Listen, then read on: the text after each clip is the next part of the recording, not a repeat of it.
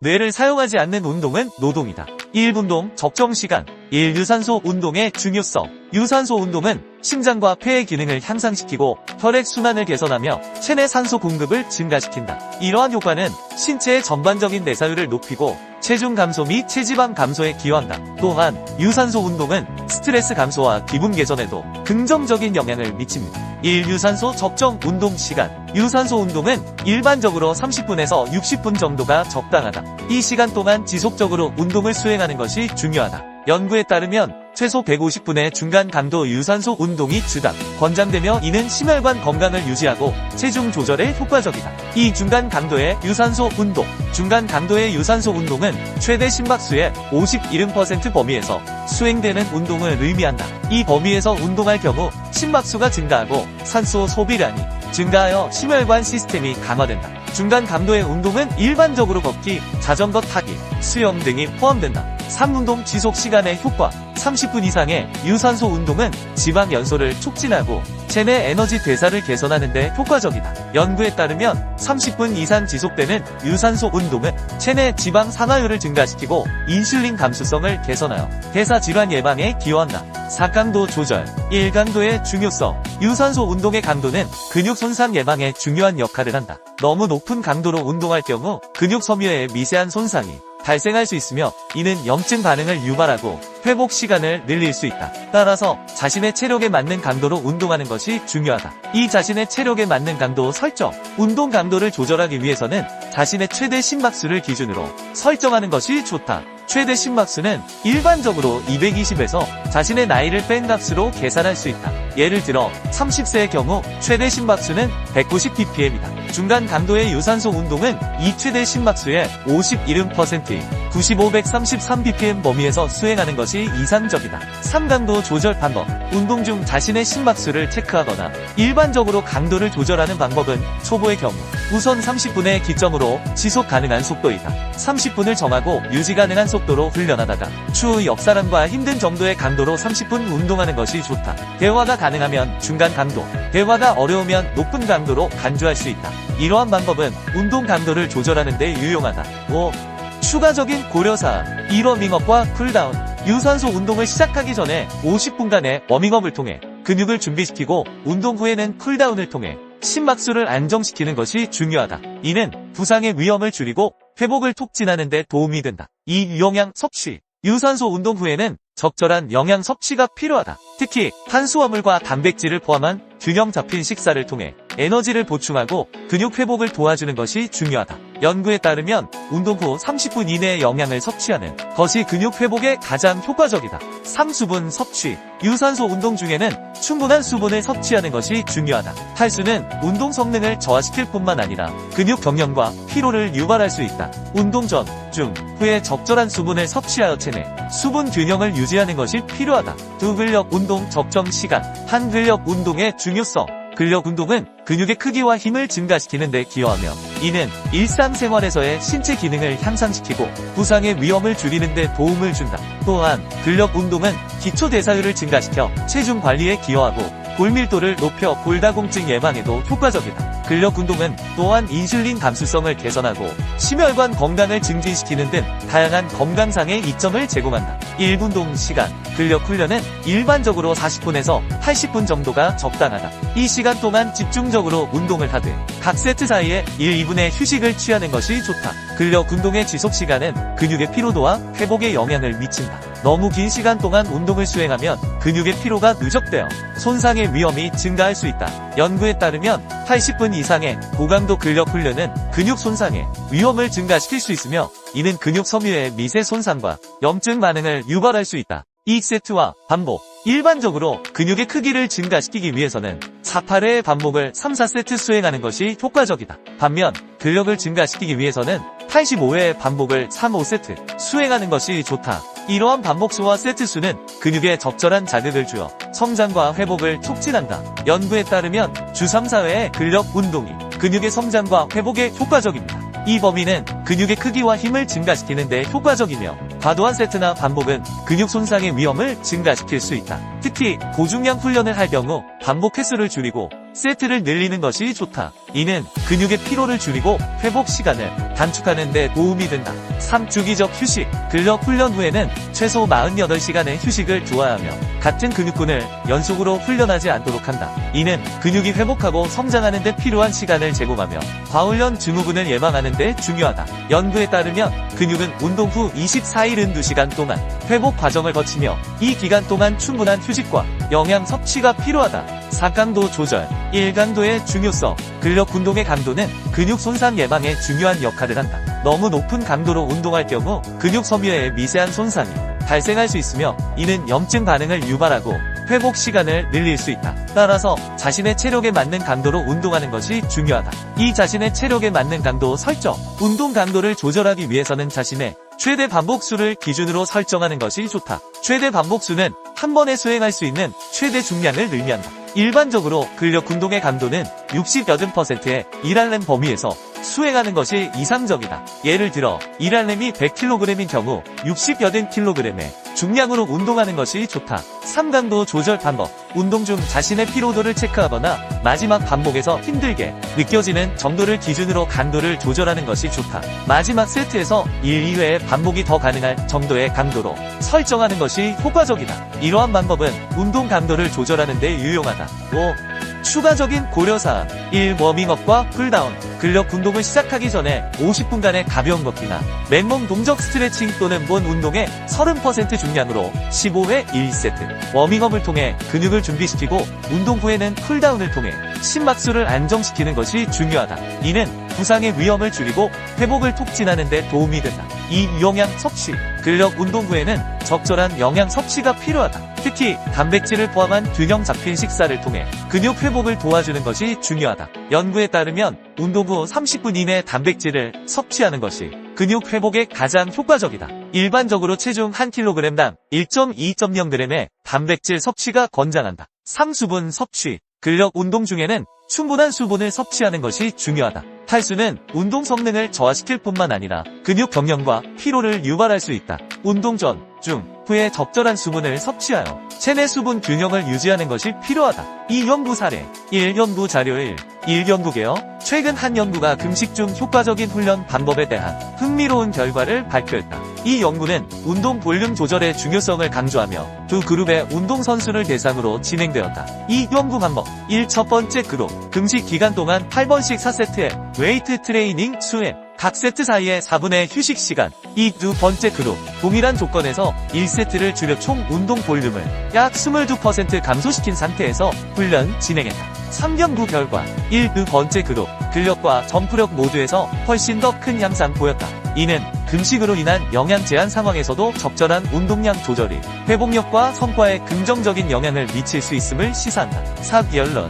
과도한 훈련이 아닌 적절한 조절이 더 나은 성과를 가져올 수 있다는 점에서 운동과학의 새로운 통찰을 제공한다. 연구는 운동선수들이 라마단과 같은 특별한 기간 동안에도 효과적으로 훈련할 수 있는 방법을 제시했다. 운동의 본질은 단순히 강도화해야만이 아니라 최적의 성과를 내기 위한 고민을 해야 한다. 위 연구로 적게 하는 것이 더 나은 결과를 가져올 수 있다는 흥미로운 메시지를 전달했다. 이 연구 자료의 한 볼트 올름의 중요성. 운동량은 중량, 반복수, 세트수를 곱하여 계산되는 중요한 지표로 근육 성장에 있어 핵심적인 역할을 한다. 최근 연구들은 운동량이 근육량 증가에 미치는 영향을 다각도로 분석하고 있으며 특히 15개의 볼륨 관련 연구를 통해 주당 5세트에서 9세트의 볼륨이 근육 성장에 긍정적인 영향을 미친다는 흥미로운 결과를 도출했다. 그러나 이와 반대되는 연구 결과도 존재하여 운동량에 대한 논의는 여전히 활발히 진행되고 있다. 이 연구 결과. 한 연구에서는 주당 5세트, 10세트, 15세트 그룹으로 나누어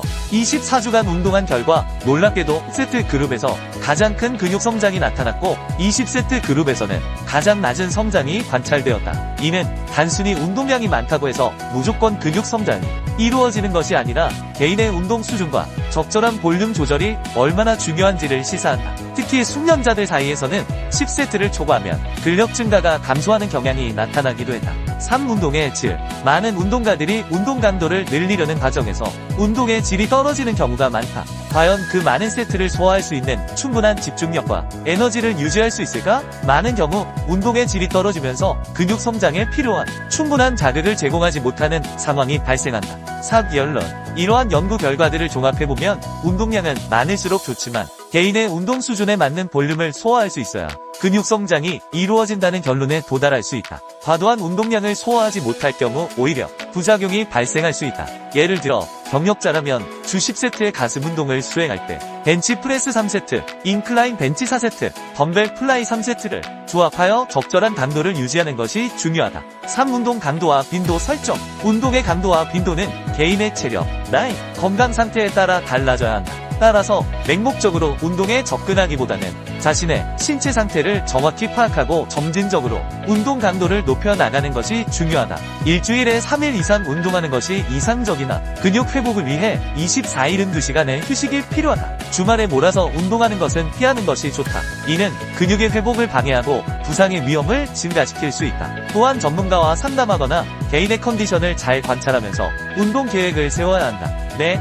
장시간 운동의 부작용. 1. 글리코겐 감소. 운동이 장시간 지속되면 글리코겐 저장량이 감소하게 된다. 글리코겐은 근육과 간에 저장된 탄수화물 형태로 운동 중 주요 에너지원으로 사용된다. 그러나 장시간의 운동은 글리코겐 저장량을 빠르게 소모하게 만들며 이로 인해 신체는 에너지를 얻기 위해 근육 단백질을 분해하는 경향이 있다. 이러한 과정은 근육 손실이라는 부정적인 영향을 초래할 수 있으며 과도한 운동은 오히려 근육 성장에 방해가 될 수 있다. 따라서 운동의 지속 시간과 강도를 적절히 조절하는 것이 중요하며 충분한 회복과 영양 섭취를 통해 글리코겐 저장량을 유지하는 것이 근육 성장과 유지에 필수적이다. 또 근육 회복 지연. 운동 중 근육은 미세한 손상을 입게 되며 이 손상은 근육 섬유의 파열로 이어진다. 이 과정에서 근육은 회복을 위해 단백질 합성을 필요로 한다. 충분한 휴식이 없으면 근육의 회복 과정이 지연되고 이는 단백질 합성의 감소로 이어진다. 생리학적으로 근육 회복은 주로 mTOR 경로와 관련이 있으며 이 경로는 단백질 합성을 촉진하는 역할을 한다. 휴식이 부족하면 mTOR 경로의 활성화가 저해되어 근육 성장에 필요한 단백질 합성이 감소한다. 셋. 근육 피로, 누적. 지속적인 운동은 근육의 에너지원인 ATP의 고갈을 초래한다. ATP가 부족하면 근육의 수축 능력이 저하되고 이는 운동 수행 능력의 감소로 이어진다. 생리학적으로 근육 피로는 저산 축적과 관련이 있으며 이는 근육의 pH를 낮추어 근육 수축을 방해한다. 피로가 누적되면 운동 강도를 유지하기 어려워져 근육 성장에 필요한 자극이 줄어들게 된다. 4. 과도한 스트레스와 코르티솔. 과도한 운동은 신체에 스트레스를 가하고 이로 인해 코르티솔이라는 스트레스 호르몬의 수치가 증가한다. 코르티솔은 단백질 분해를 촉진하여 근육 손실을 유발하고 높은 코르티솔 수치는 체중 증가와 관련이 있으며 특히 복부 비만을 유발할 수 있다. 5. 과훈련 증후군. 과도한 운동은 과훈련 증후군을 유발할 수 있으며 이는 피로, 성능 저하, 면역력 감소, 그리고 근육 손실을 초래할 수 있다. 6. 호르몬 불균형. 과도한 운동은 테스토스테론 수치를 감소시킬 수 있다. 테스토스테론은 근육 성장에 중요한 역할을 하는 호르몬으로 그 수치가 낮아지면 근육량이 감소할 수 있다. 성장 호르몬의 분비에도 영향을 미쳐 근육 회복과 성장을 방해할 수 있다. 그 외에도 면역력 저하, 부상 위험 증가, 수면 장애, 탈수 및 전해질 불균형, 심혈관 문제의 부작용을 일으킨다. 5. 단계별 근력 운동 적정 시간. 1. 초급자 운동 시간 30분, 60분. 주당 운동 빈도 2. 3회 운동 내용. 초급자는 기본적인 운동 동작을 배우고 전신을 고루 발달시키기 위한 운동을 포함한다. 연구에 따르면 초급자는 운동에 대한 적응력이 낮기 때문에 적절한 운동량을 통해 근육의 기초적인 발달을 도모할 수 있다. 세트 수는 적고 각 세트는 2, 3 반복 수는 12, 20 정도가 적당하다. 이는 근육의 내구성을 향상시키고 부상의 위험을 줄이는 데 도움이 된다. 2. 중급자 운동 시간 45분, 75분. 주당 운동 빈도 3, 5회. 운동 내용.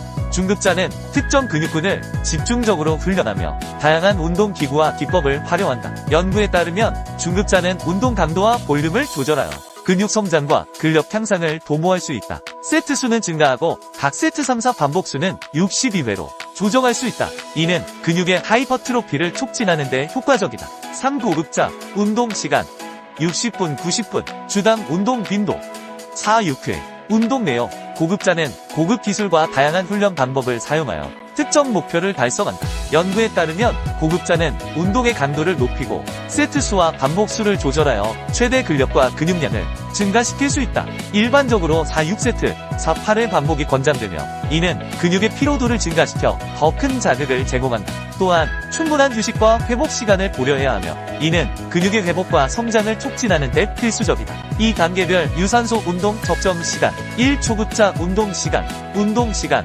20-30분 운동 빈도 주 3-5회 운동 강도 가벼운 강도 초급자는 유산소 운동을 처음 시작하는 단계로 주 3-5회 20-30분 정도의 운동을 권장한다. 이 시간 동안 심박수를 적절히 유지하며 운동하는 것이 중요하다. 초급자는 걷기, 자전거 타기, 수영 등 가벼운 운동부터 시작하여 점차 강도를 높여야 한다. 연구에 따르면 초급자의 경우 운동을 통해 심혈관 기능이 개선되고 체중 조절에 긍정적인 영향을 미친다고 한다. 이 중급자 운동 시간 30-60분 운동 빈도 주 3-5회 운동 강도 중간 강도 중급자는 운동에 익숙해진 단계로 주 3-5회 30-60분의 유산소 운동을 권장한다. 이 단계에서는 운동 강도를 높여 심박수를 더욱 증가시키는 것이 좋다. 중급자는 조깅, 에어로빅, 수영 등 중간 강도의 운동을 통해 체력을 향상시켜야 한다. 연구에 따르면 중급자의 경우 규칙적인 유산소 운동이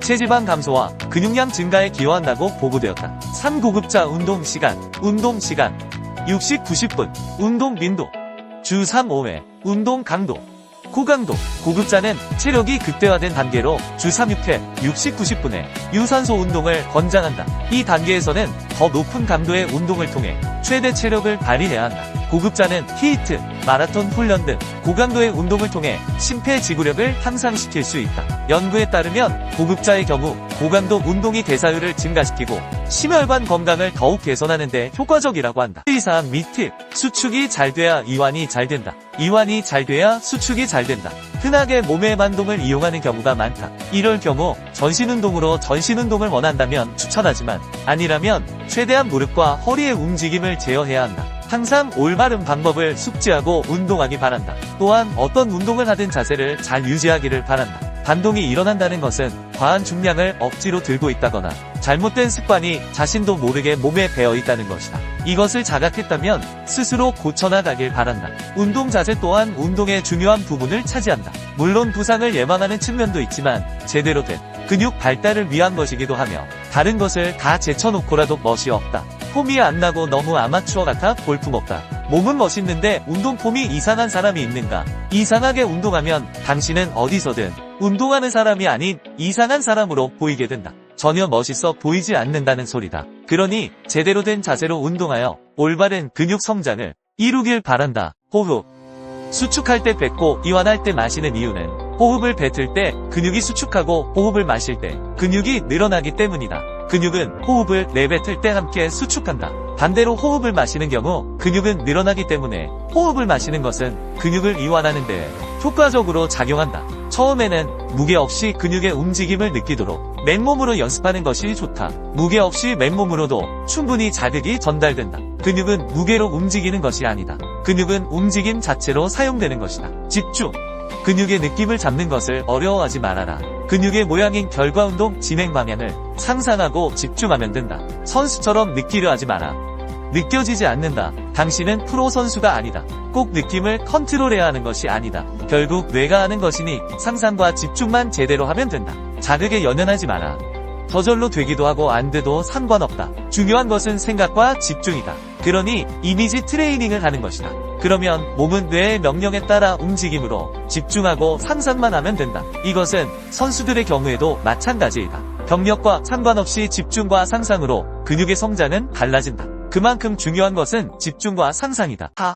뇌피셜. 여기서의 내 설명은 예를 들기 위해 비유적 표현을 쓴 것이지 절대적인 수치가 아니다. 오해의 소지가 존재하며 내 주관적인 생각과 더불어 해부학적인 내용에 비춰 설명한 단순한 지표라고 말한다고 해도 틀린 말이 아닐 것이다. 또한 사람의 몸에 대한 어떠한 정보도 의학과 과학이 공개한 내용들은 추측일 뿐 정답이 아니다. 누군가 정답처럼 이야기한다면 그것은 거짓말이다. 그가 창조주인 신이 아니라면 말이다. 우리가 현재 알고 있는 정보는 데이터와 통계, 일부의 실험으로만 결정된 것들이다. 전 인구의 통계도 아니며 그저 추측론일 뿐이며 또한 다수의 의견이 답은 아니다. 그저 일정 조건에 맞춰진 통계를 따른 동의일 뿐이다. 그러니 정보는 정보로서 활용하고 자신의 경험적 데이터와 더불어 잘 선택하고 판단해야 할 것이다. 당신의 심장이 왜 뛰는지 아는가? 모른다. 그냥 뛴다. 의학적으로 추측할 뿐 숨을 쉬는 것도 심장이 멈추지 않는 이유도 우린 아직 모른다. 그러니 어떤 것도 믿거나 맹신하지 말고 참고만 할 뿐 자신의 몸은 자신의 경험을 통해